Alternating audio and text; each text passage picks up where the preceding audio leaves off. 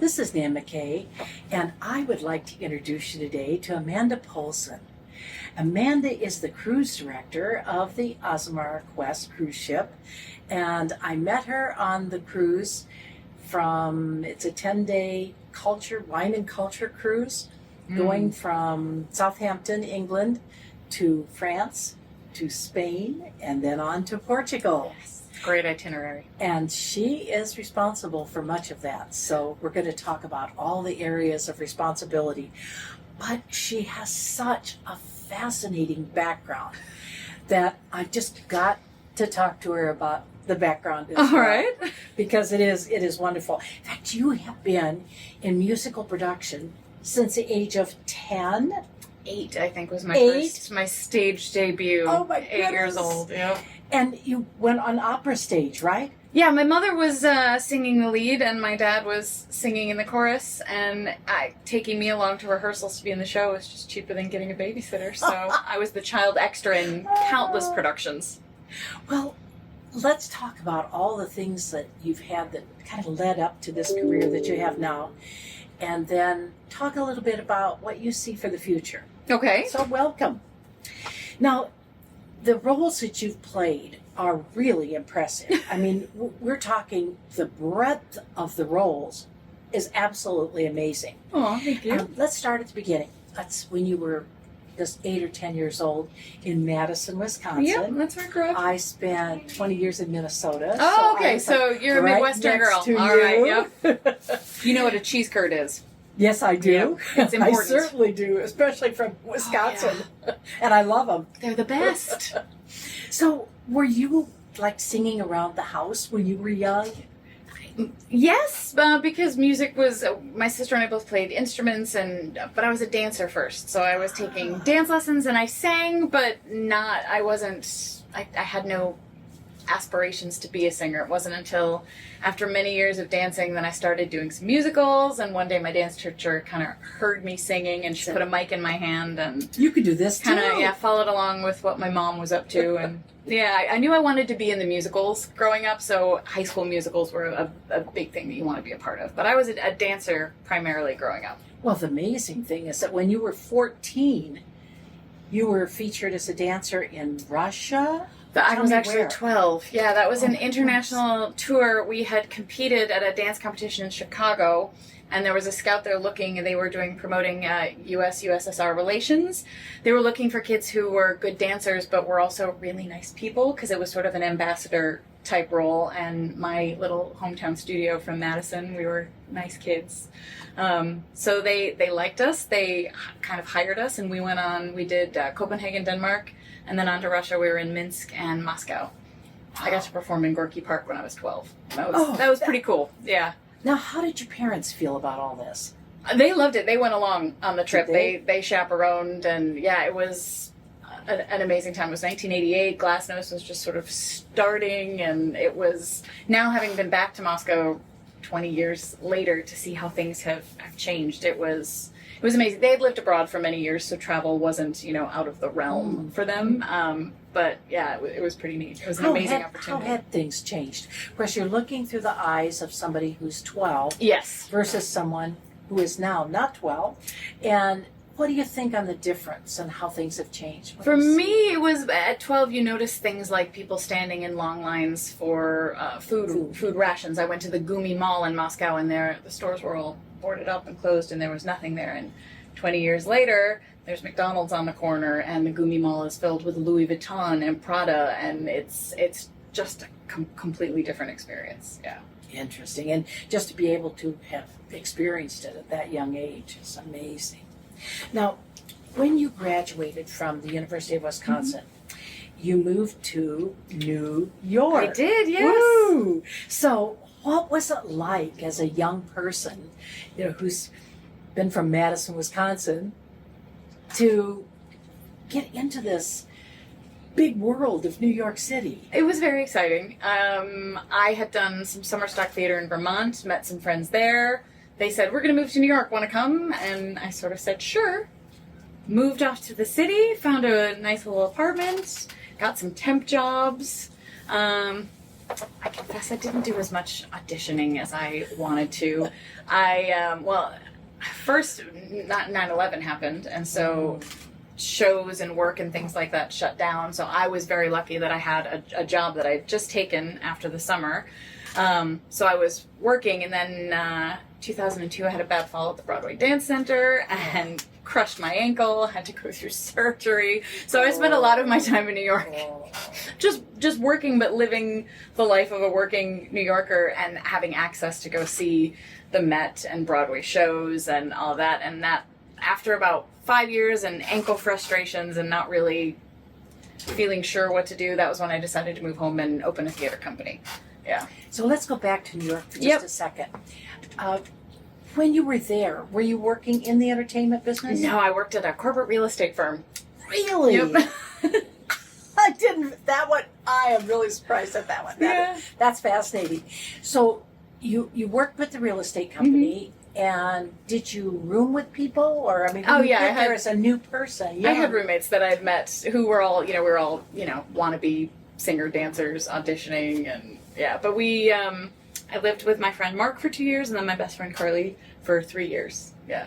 Nice apartments. We look back on it very much like we lived the Friends lifestyle, and we didn't know how good we had it.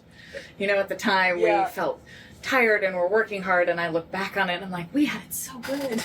We just didn't. Yeah. We didn't know. We were living in this amazing time. Yeah. So, what were some of those early days like? Did you go with your friends to their auditions? Did you get up, do any of that? Right and early in the morning, and you go stand in long lines, and maybe you get to sing 2 or 3 notes, and it's 2 or 3 notes. For me,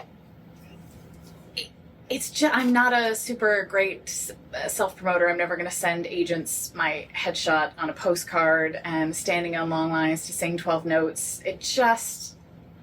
If you're in the right place at the right time and you get your shot, fantastic. But my whole career has been based on being in the right place at the right time. Every gig I've ever gotten was somebody saw me do something and offered me a job. I've never gone in, nailed an audition, and booked the gig. It's just not who I am. I'm not a very good auditioner either. So cold call auditions in New York, it's a tough gig. There are people who do it day after day after day, and it just was not for me. I would rather... Once I started working on ships, and then you could book your next ship, and then you could book your next ship because they knew who you were and they knew your work, that was much more my speed. And regional theaters, and you'd book a job, you'd go to an audition in New York, and they'd book you for a job in Wisconsin. And I was like, well, I could do that in Wisconsin. Yeah, I mean, I loved being in the city, and I loved being around Broadway theaters, but the hustle and bustle that goes into trying to be a working performer in New York, it's tough.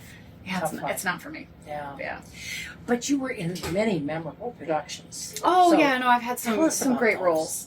Oh, goodness. I did finally get to do a Broadway show, but I did it at sea with the Royal Caribbean Broadway at Sea program, so I got to do Tanya and Mamma Mia. That will be forever.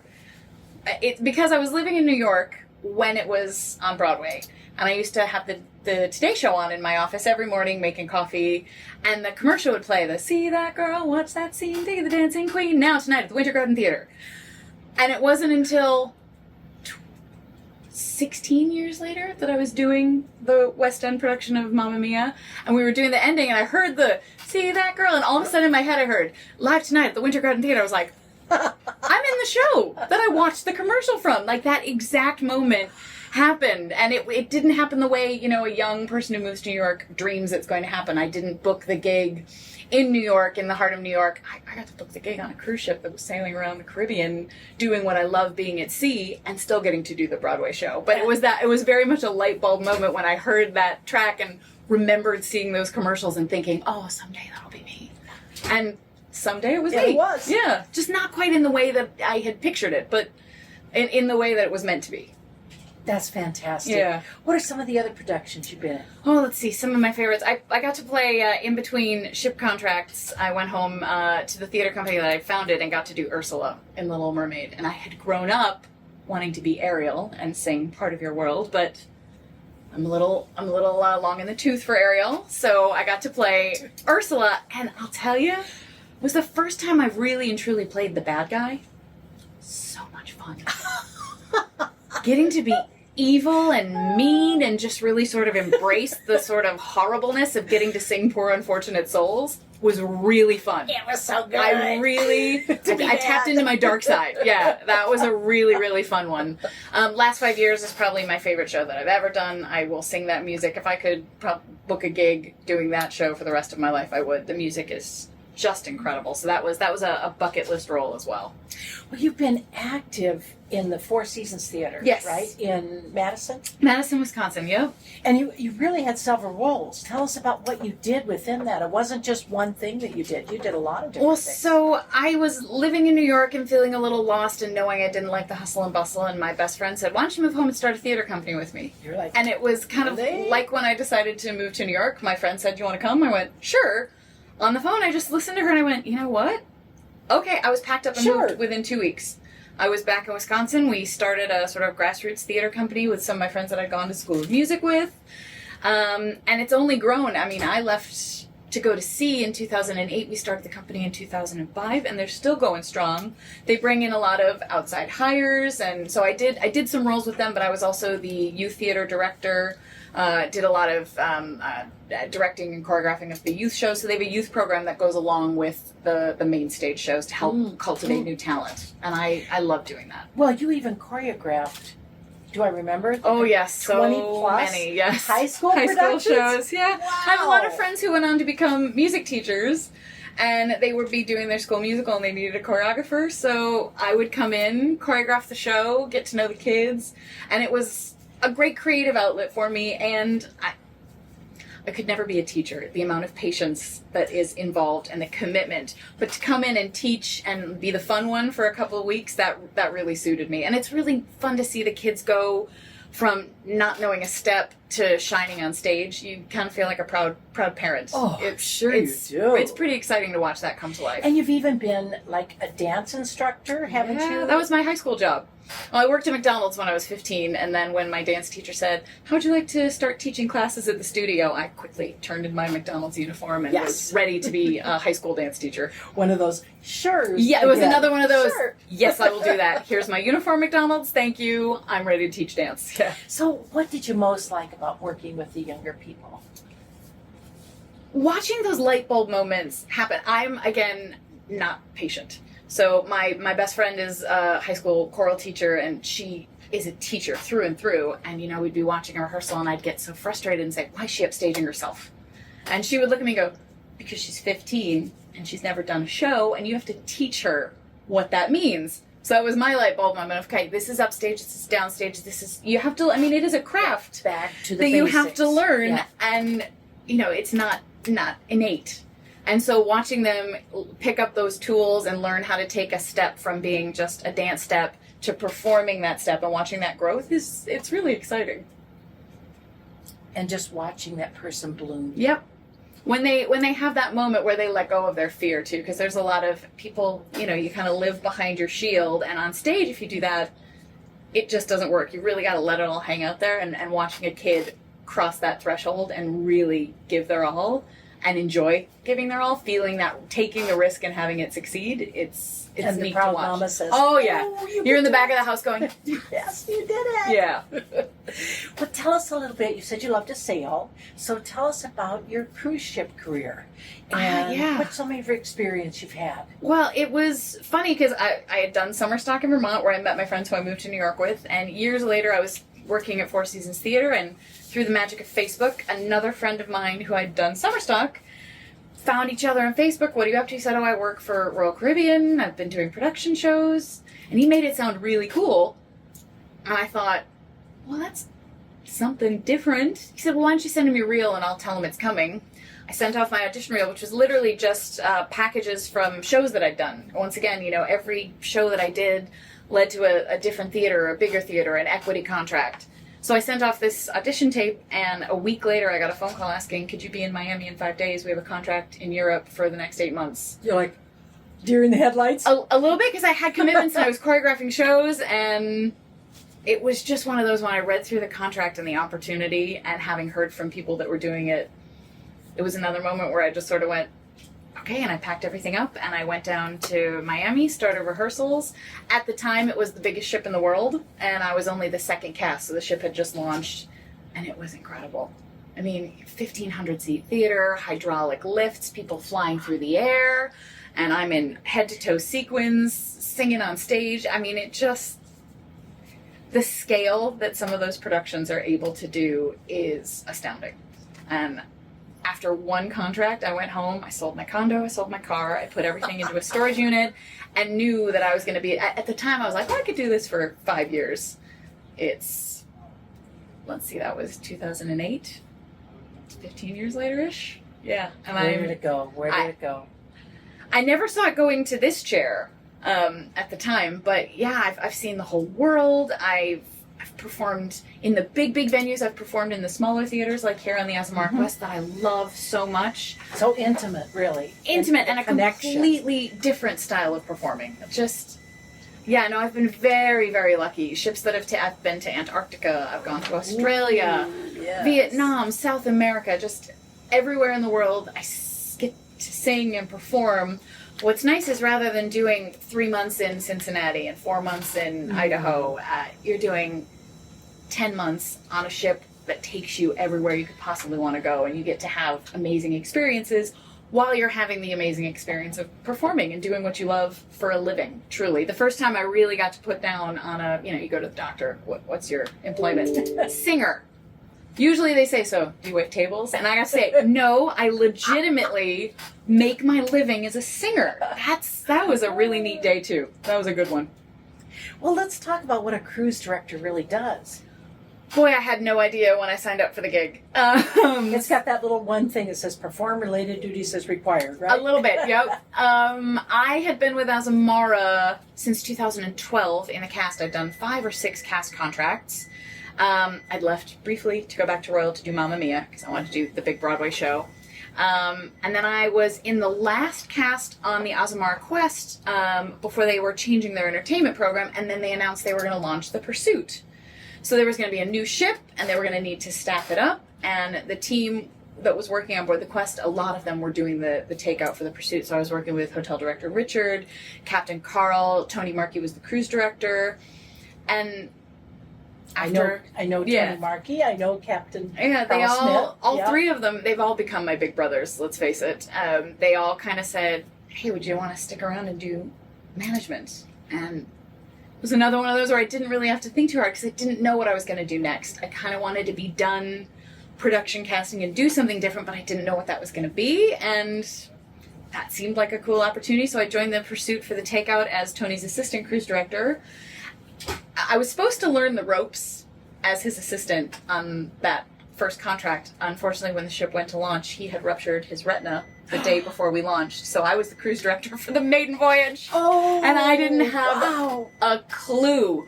But thanks to Captain Carl and Hotel Director Richard, they sat me down every day, talked me through. I mean, it was trial by fire. It was actually the best experience. I called Tony 17 times a day. But I didn't have time to think, and I didn't have time to question things. It was, you have to go on stage and take the show off. I'd never taken a show off in my life. I've been in the cast.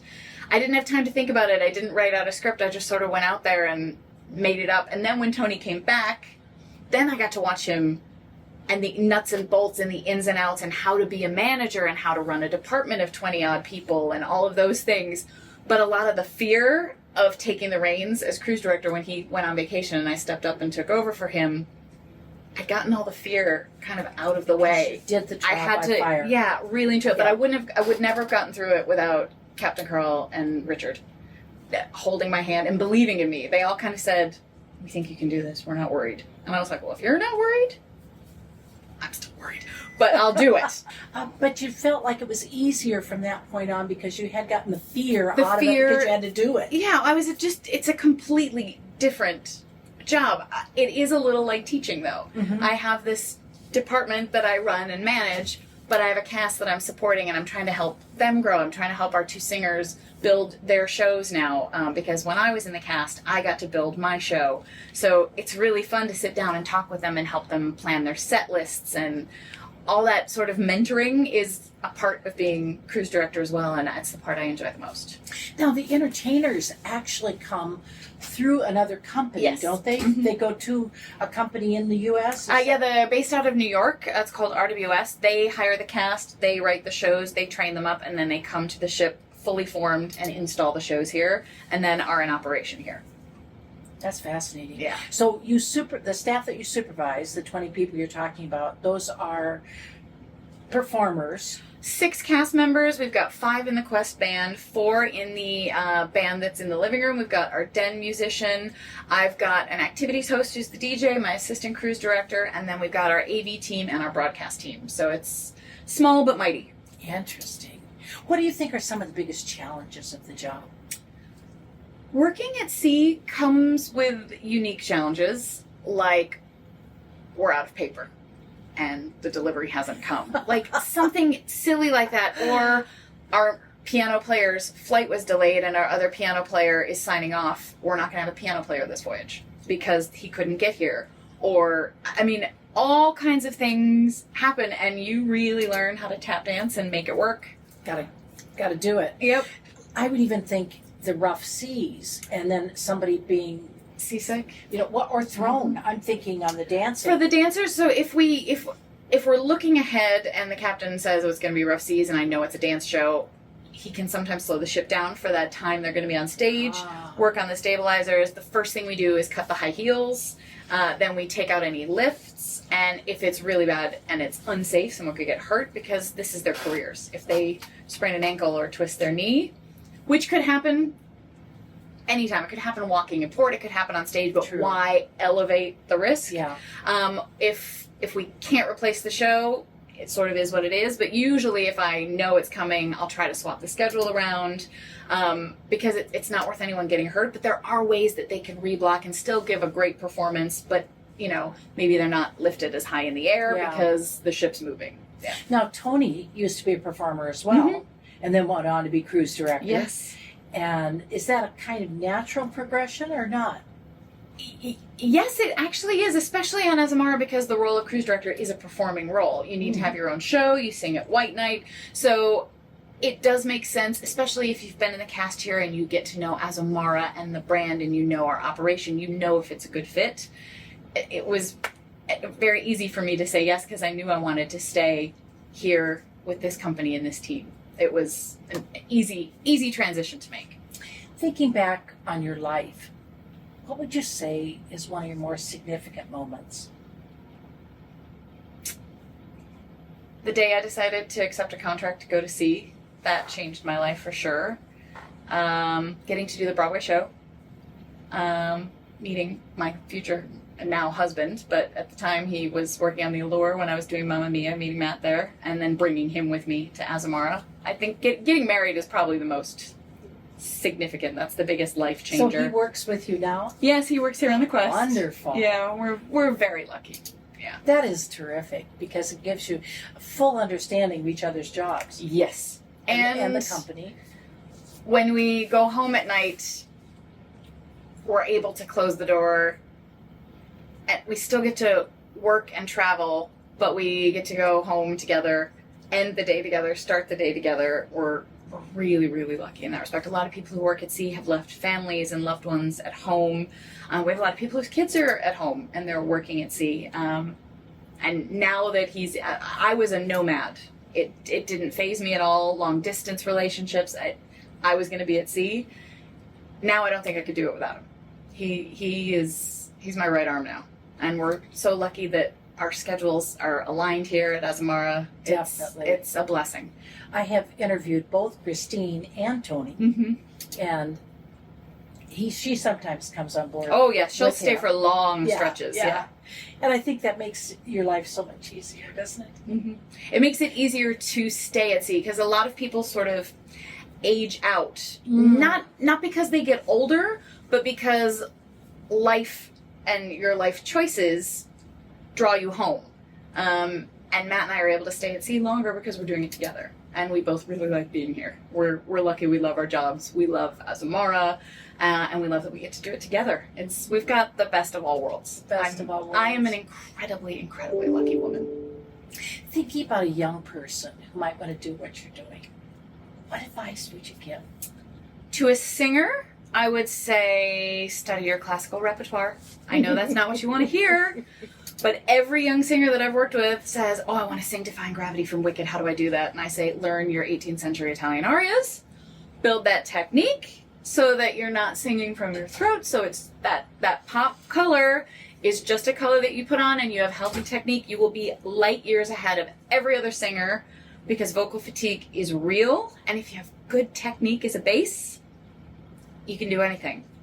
Same with dancers. Take your ballet classes. You got to eat your Wheaties. I mean, you can't do what these dancers do without solid technique. Technique is everything. And it takes a lot of stamina. Oh my goodness, yes. And if it's built on good technique, you're stacking the cards in your favor. And that's career longevity too. You don't want to overuse your instrument or use it incorrectly and damage it, and then you learn how to work around the damage, and then it just all leads to, so stay healthy and have good technique, which is not what young performers want to hear. And then if they want to move to cruise director, what additional skills do they need?